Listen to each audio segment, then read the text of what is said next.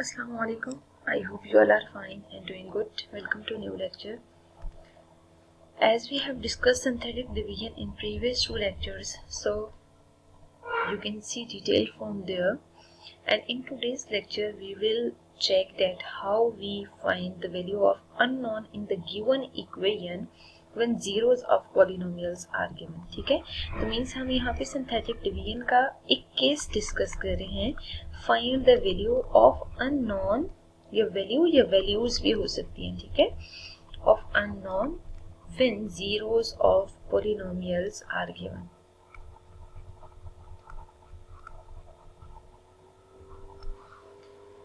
जब zeros of polynomial आपको given होते हैं ना, तो फिर हमने क्या करना होता है कि सिंथेटिक डिवीजन मेथड से भी हम इजीली वैल्यू निकाल सकते हैं. ठीक है, क्या फ़र्क होता है लॉन्ग डिवीजन मेथड और सिंथेटिक डिवीजन में?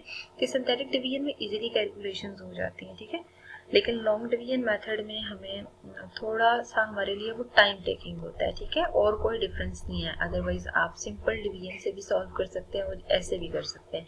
बट सिंथेटिक डिवीजन में बेनिफिट ये होता है कि जब रूट्स गिवन हो तो हायर पावर्स इजीली सॉल्व हो जाती हैं. ठीक है, क्वेश्चन कंसीडर करते हैं that is using synthetic division. ठीक है, अगर मेंशन है कि आपने सिंथेटिक डिवीजन मेथड करना है तो फिर ये है कि आपने कोशिश करनी है कि यही मेथड यूज करें. ठीक है, सिंथेटिक डिवीजन ही, क्योंकि अगर आप दूसरे वाला मेथड फॉलो करेंगे तो ऑब्वियसली रॉन्ग कंसीडर होगा. So using synthetic method find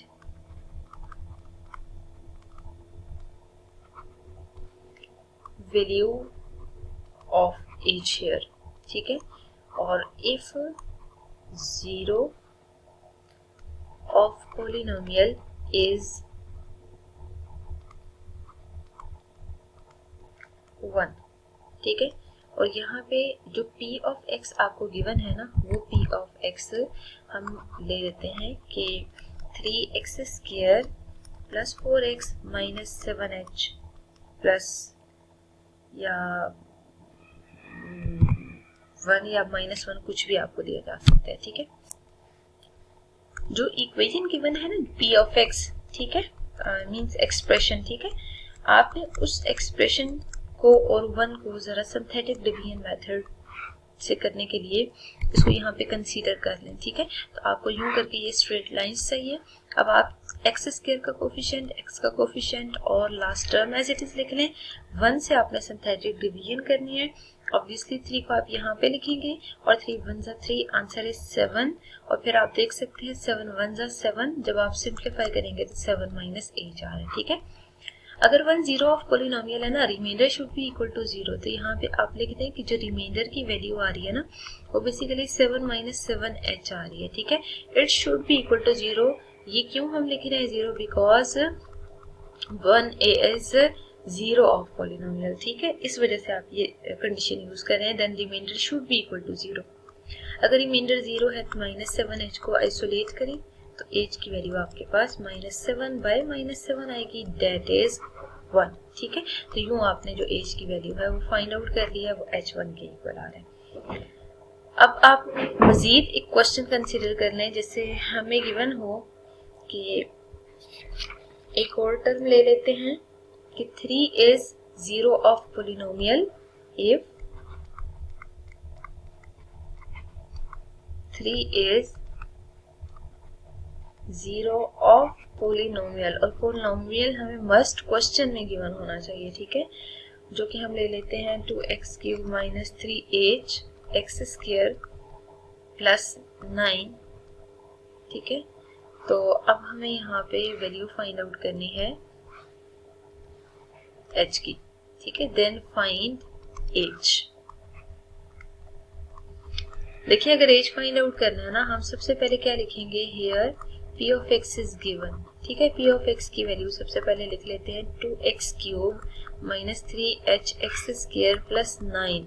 ठीक है, अब देखिए यहाँ पे हमें कंफर्म है कि 3 इज जीरो ऑफ पोलिनोमियल है, तो इसका मतलब ये है कि बाय सिंथेटिक डिवीजन हमें करना चाहिए. ठीक है, तो यहाँ पे आप लिखते हैं बाय सिंथेटिक डिवीजन मेथड. अब सिंथेटिक डिवीजन मेथड को यहाँ पे ना हम प्रॉपर लिख लेते हैं, ठीक है। तो वो कुछ इस तरह से आएगा। तो यहाँ होगा -3h होगा, x वाली टर्म मिसिंग है तो 0 लिखेंगे और कांस्टेंट टर्म लास्ट पे 9 आ रही है, ठीक है। अब 3 से सॉल्व करना है तो 2 एज इट इज लिखें, 3 2 6 तो -3h + 6 आ जाएगा, ठीक है। इसको आप जरा मल्टीप्लाई करें तो कुछ इस तरह से आपके पास टर्म्स आ जाएंगी, ठीक है। अब आप 3 से दोबारा मल्टीप्लाई करेंगे तो -27h प्लस 18 को 3 से मल्टीप्लाई कर लेते हैं with the help of calculator. तो 18 को 3 से मल्टीप्लाई करेंगे तो आंसर 54 के इक्वल आ रहा है, ठीक है। तो यहाँ पे आप 54 लिख दें और अब आपने ना -27h + 54 + 9 को सिंप्लीफाई करना है। जब आप 9 और 54 को एड करेंगे ना, you will see here that the answer is 63, ठीक है। अब ये जो लास्ट टर्म आ रही है ना, इसको हम पुट कर देते हैं इक्वल टू 0। आप यहाँ रीजन ये लिखेंगे कि as given 3 is 0 of polynomial, ठीक है। अगर ये 0 ऑफ पोलिनोमियल है तो फिर कंफर्म है कि remainder r should be equal to 0, ठीक है। तो यहाँ पे आप लिख लें रिमाइंडर इज इक्वल टू 0, क्योंकि कंडीशन ये होती है। तो -27h + 54 + 9 इक्वल टू 0 लिखें। यहाँ से -27h + 63 की वैल्यू 0 की इक्वल आ रही है। अब हमने यहाँ से आइसोलेट करना है, -27h = 63 है तो आपने h की वैल्यू निकालनी है। तो with the help of calculator जरा 63 को डिवाइड कर दे 27 से, आंसर आपके पास आएगा 7/3 और नेगेटिव साइन दोनों साइड से कैंसिल हो जाएंगे। तो देखिए आपने h अननोन की वैल्यू फाइंड आउट करनी थी और इजीली आपने ये वैल्यू ट्रेस कर दी है। मींस हमेशा आपने सिंथेटिक डिवीजन मेथड से पहले रीराइट करना है और प्रॉपर अप्लाई करना है। अगर क्वेश्चन में कंडीशन गिवन है ना कि 3 0 ऑफ पोलिनोमियल है तो ऑब्वियसली आपने आगे सॉल्व करते हुए इन टर्म्स को यहाँ पे पुट करना होगा, ठीक है। मतलब इस कंडीशन रिमाइंडर इक्वल टू 0 को यूज करना है।